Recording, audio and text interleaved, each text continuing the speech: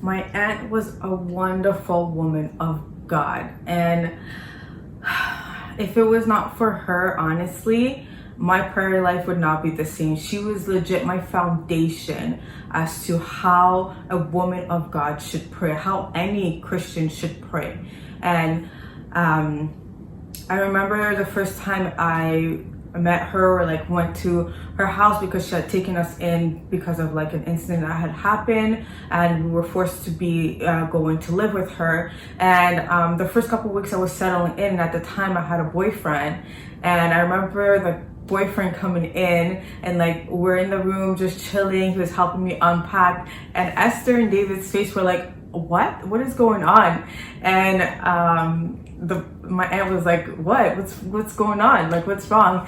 And it was just like odd for them to see a boy in the house, a boyfriend in the house, and you know, like it was just the funniest thing. But the thing is, she had discernment. She knew that it was not the time for her to lecture me about why we shouldn't have boyfriends or why this particular guy was not meant for me. Her main priority was for me to know God and to understand that God should be number one, and that God has someone special for me. And I think that her love, her patience with me is something that I will always hold dear in my heart, because she was so patient with us. Like we came straight from the world into her house, and it was like the best training ground for any person to be, honestly. And I've learned so much from her. All the prayers, and what I remember the most about her is every day at 6 o'clock, it didn't matter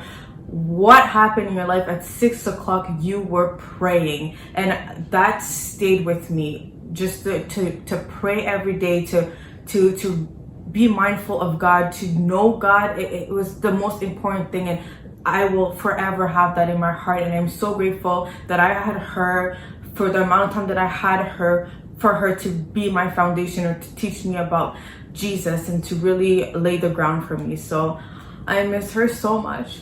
I miss her so much, and it's really hard to see it, but I know that she's in a better place than I am, and I can't wait to see her one day. So anyways, I miss you, Tatsi, so much, and I love you so much. So dear family and friends, my name is Annick.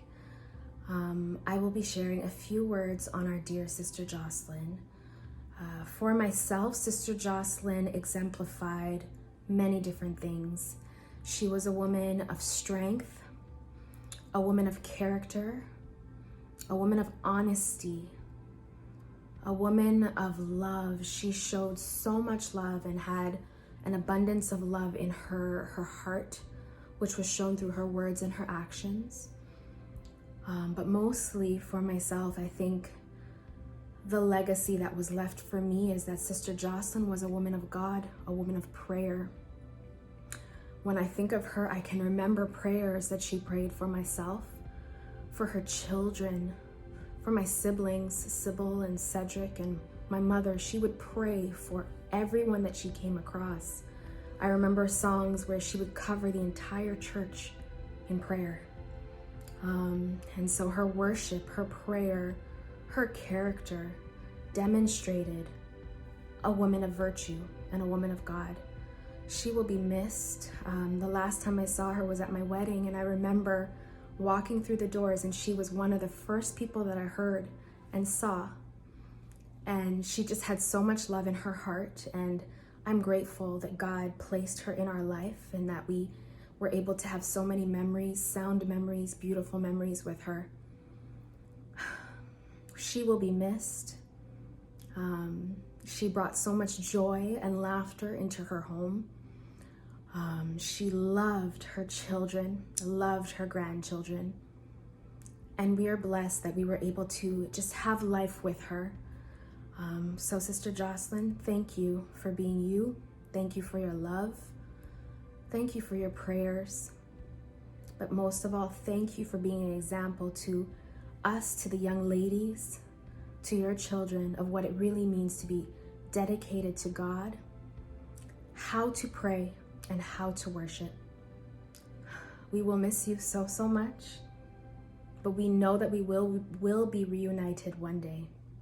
We love you, Sister Jocelyn.